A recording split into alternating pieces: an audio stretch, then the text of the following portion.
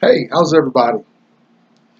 Thanks for coming back to 365 Days Toward Racial Change. My name is Tomlin's Nyback. Today's 249.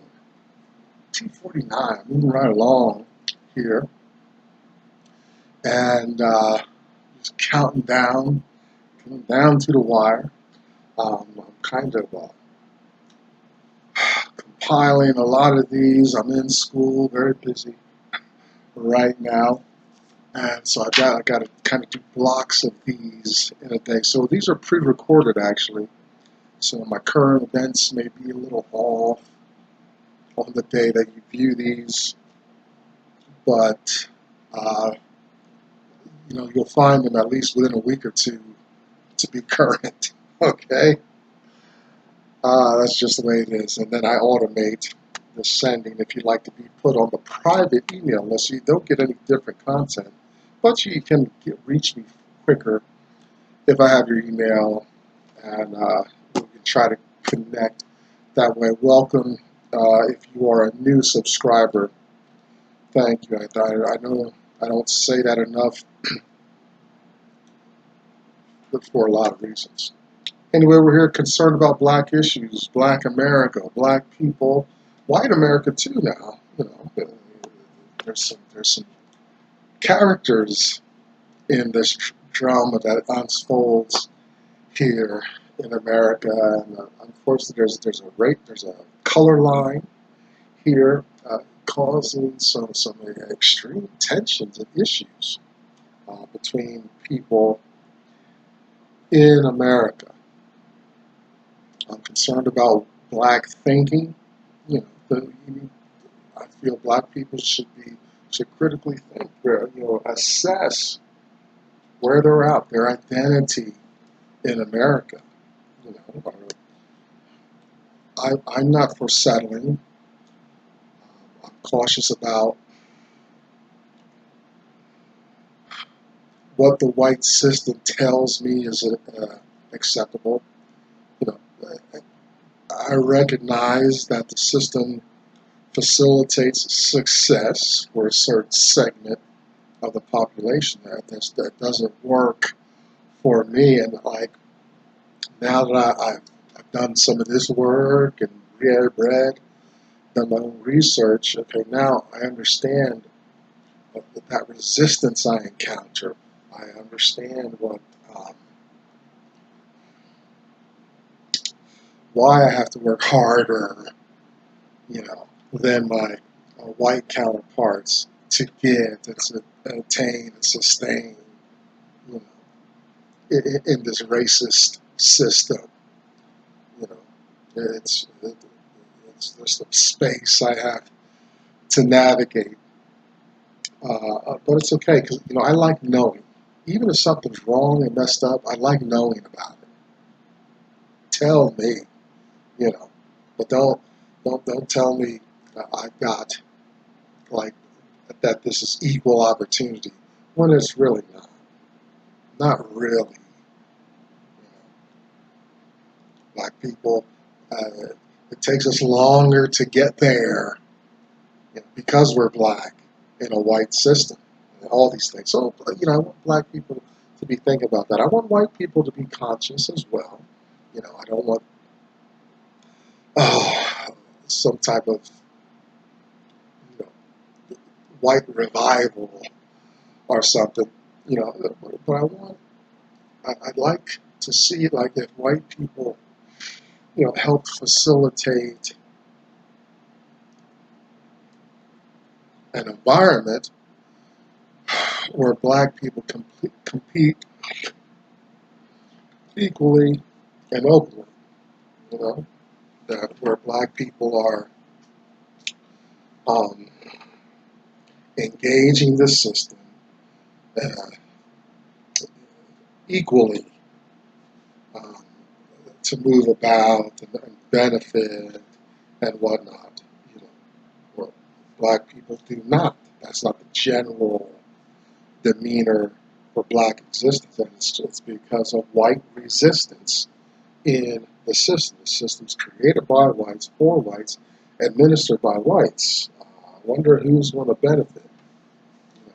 And I'm not really speaking bad, right? If I had a family here, it'd be my family created by me, for me, administered by me.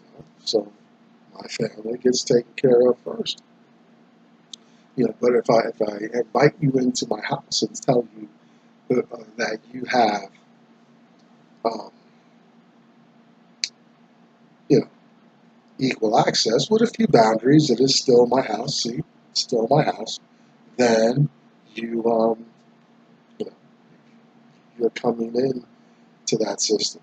And black people, we were kidnapped, taken, and stuff. A lot of negative history behind black people being here. I just wish the system would really just be on a constant visual to facilitate some healing in that area.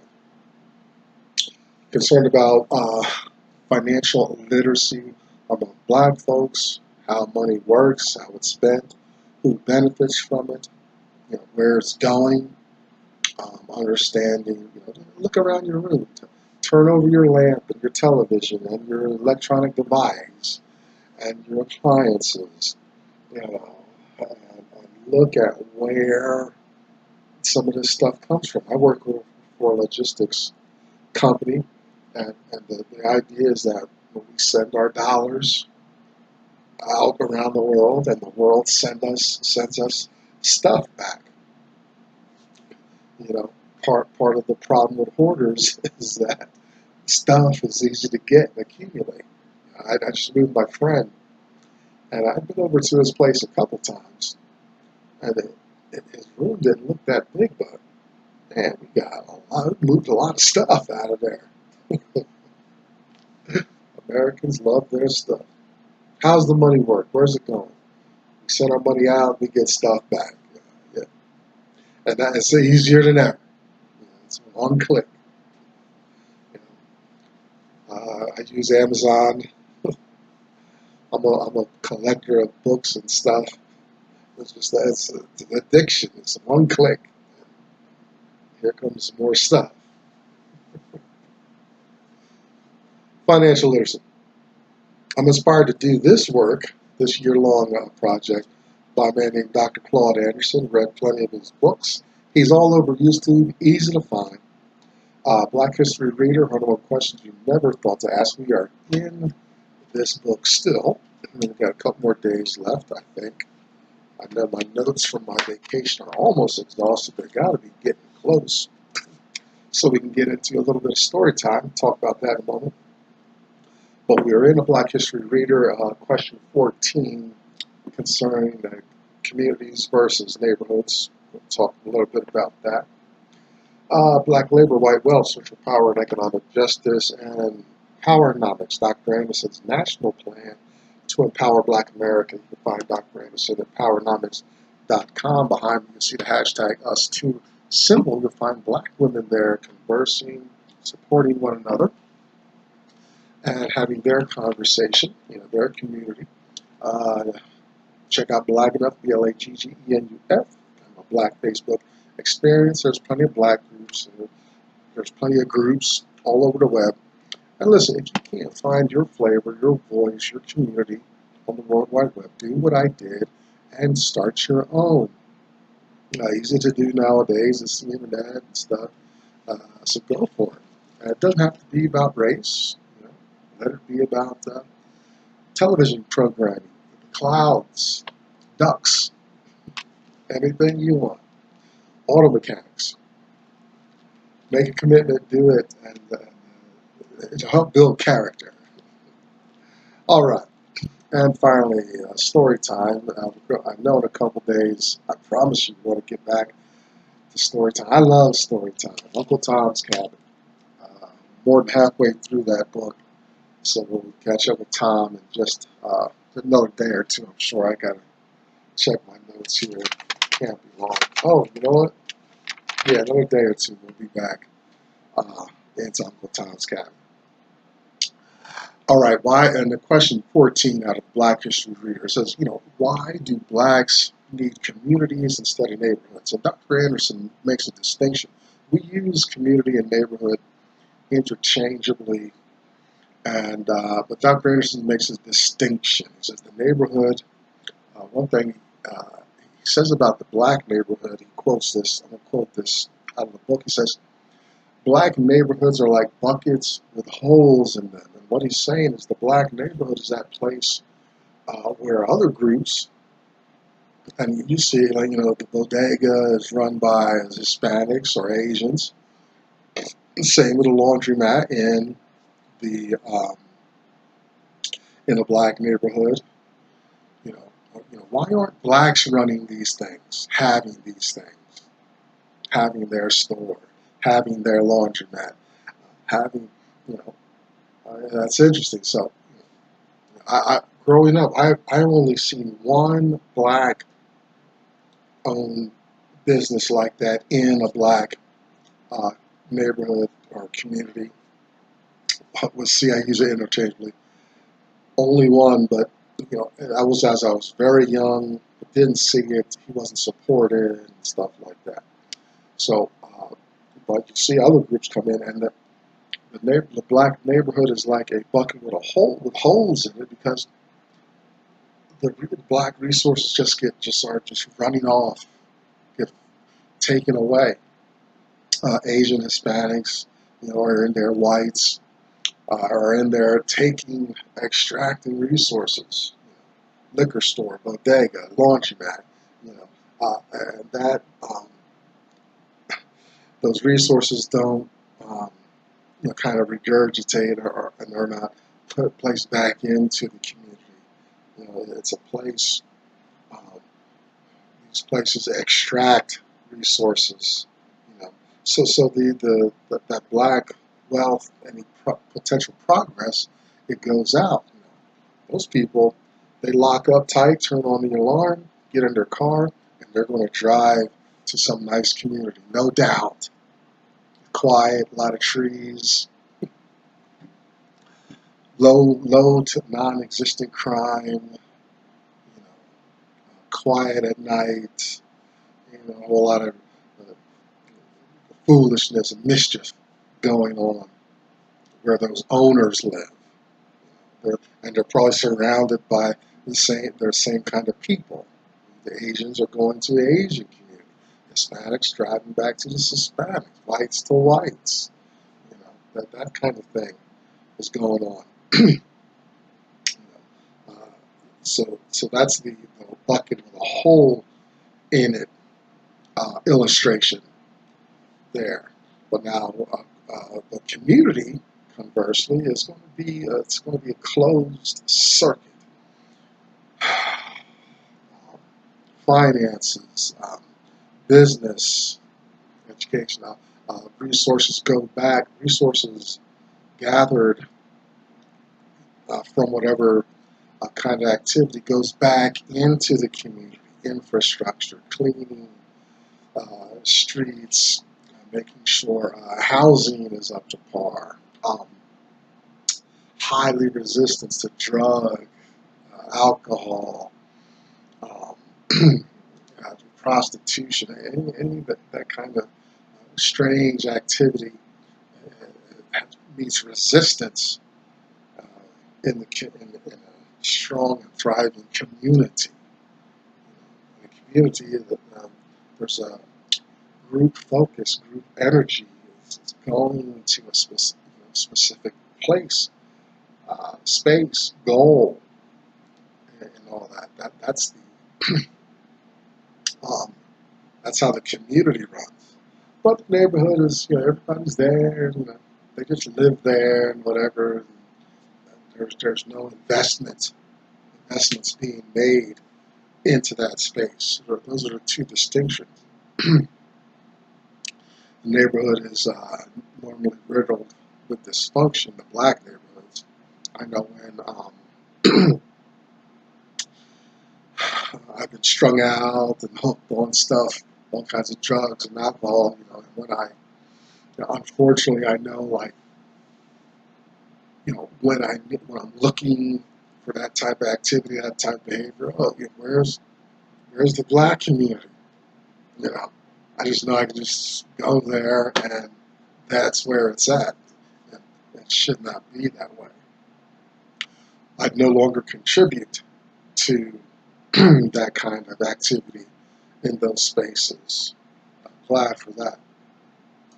You know, but we lack the black community because, well, the black community is just not organized and functional. Therefore, it's always, it remains non-competitive. It's at the mercy of organized groups, of focus groups.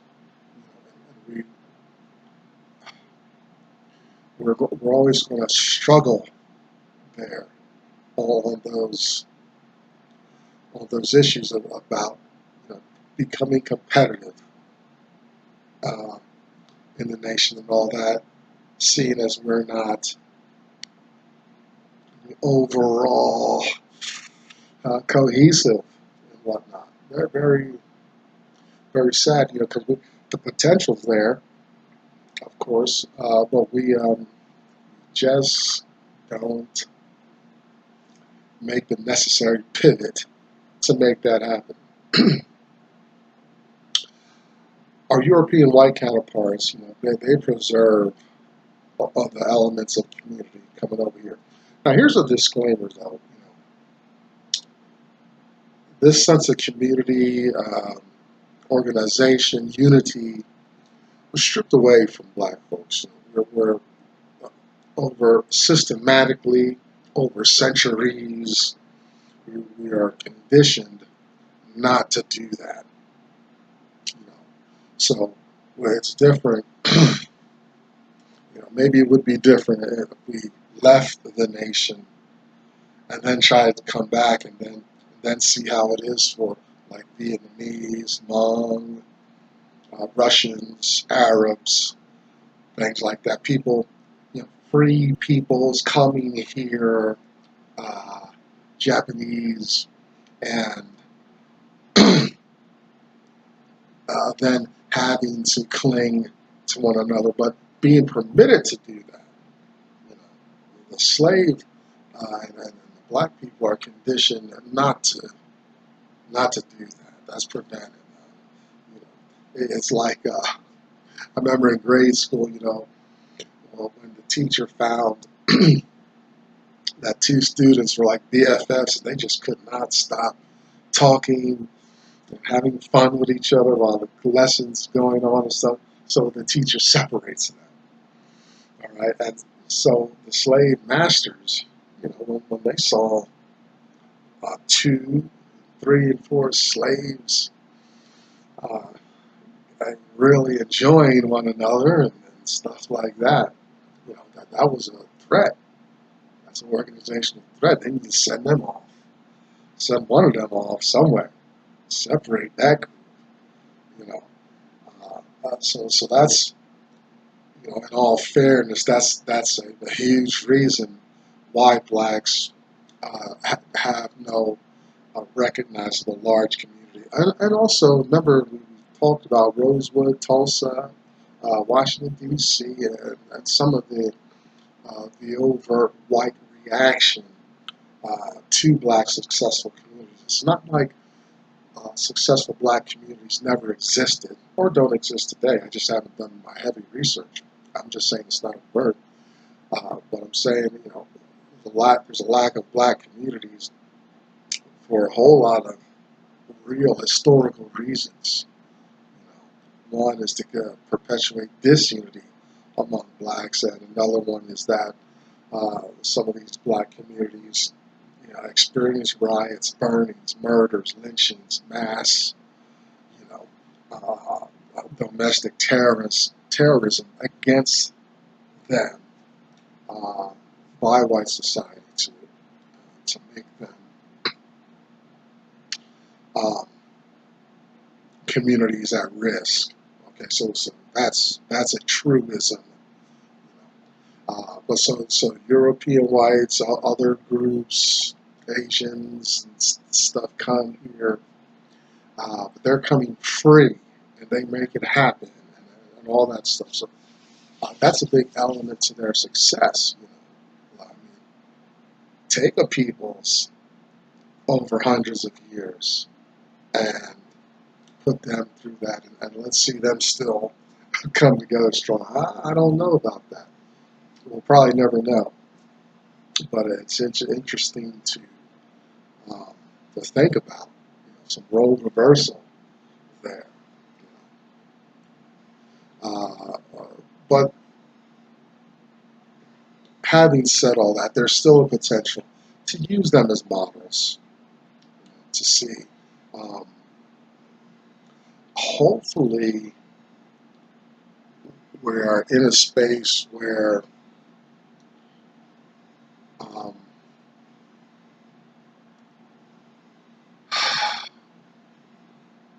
black folks would not experience that kind of uh, overt terrorism if they gather and get communities going, self-sustaining spaces, businesses, and all that there, concentrated. Hopefully, we're beyond that. Then, if we are, I believe we are, then we can use some of those models from other groups, Vietnamese, Arabs, and things like that, to get our own thing going. We should try to make that happen. It's unfortunately the media, it touts those black people, those black overclass, and black entertainers and such and whatnot, who are apparently they're doing well, but they're doing well commingling with other powerful aspects of American society, and not doing well because of focused black concern. It's a big difference, and talk and really belabor the point about the illusion of integration and civil rights and how that damages black success, competition, and progress in America. So the Europeans, they keep it together, along a color line. And remember, white slavery in America that was a unique slavery on steroids thing, foreign to the way the world does slavery. This idea of just capturing people into perpetuity just is not wasn't it was an aberration of slavery, mutation of slavery in the world. Um, we got the danger of, sometimes my concern with this project too is becoming the thing I hate and am fighting against. You know, and you gotta be careful in being so strong and so forceful about being competitive and all that, that I don't uh, simply achieve that by becoming the oppressor, right? You Remember, we want just that equal say, equal participation in America overall, and to do that in this topic of community versus neighborhood, I don't want to become an oppressor of other groups just so I can achieve this goal. The goal is important, necessary, and all that. I'd like to see it happen. But I also want to put in that disclaimer that there's that danger of becoming the thing I hate. But I don't see that happening. but it's that possibility. Well, nothing's working. Well, let's just force the issue here in some way, and that's got to be a serious concern for us. Dr. He gives us a structure for, he gives us 5 points instead of 6. He usually gives us 6. I'm sure, and these points are not exhaustive by any means, but five good points to think about. About having a thriving, workable, competitive community. His first point is that we need support for people outside the community. There are people like us, but they don't necessarily live in the community. Now, we can find this in our entertainers and talk show hosts, sports people like that. We do see this once in a while. Steph Curry helped, I think it was Howard University, the golf program and things like that. Good stuff from the Golden State superstar, things like that. So you need members outside the community giving back, hollering back, contributing in some way to the community, even though they may not necessarily live there. Dr. Anderson's second point, is to really drive home and be that ethno-aggregated, vertically integrated business community. Speaking to the group, for the group, supporting the group, supported by the group, and how that wealth just stays and flows inwards. Yeah, Dr. Anderson's videos, he says, that the dollar we spend there in the black communities should bounce multiple times. And what he means is, it circulates in the community through multiple hands before leaving. Hopefully it even draws more wealth to itself. That's how black business has to go. Unifying code of conduct, getting rid of any drugs, prostitution, and weird violence, gun violence, get that out of there. We need a form of government that speaks to our representatives, holds representatives responsible, and those representatives accountable to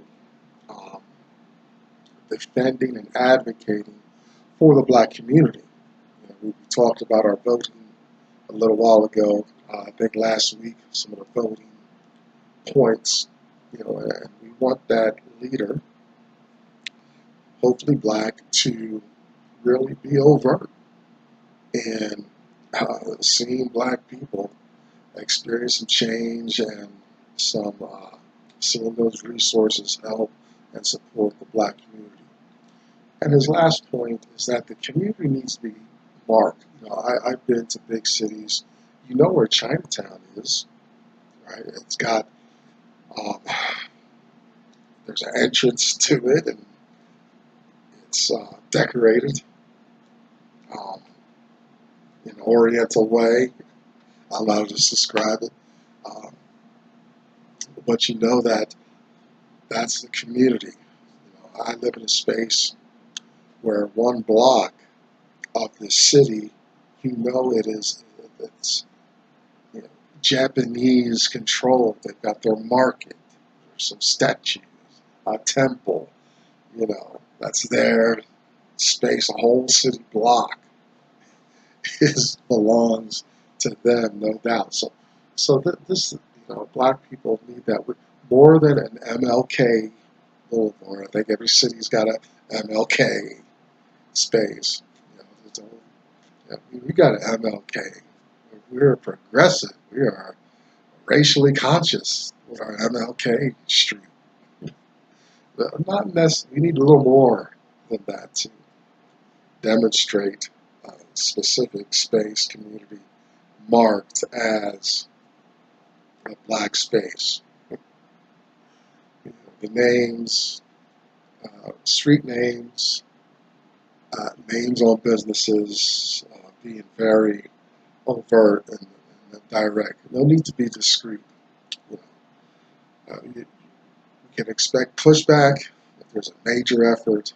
That's the way America is. America doesn't push back against Chinatown at all, and its decorated entryways and all that. It would definitely be that way towards black progress and competition.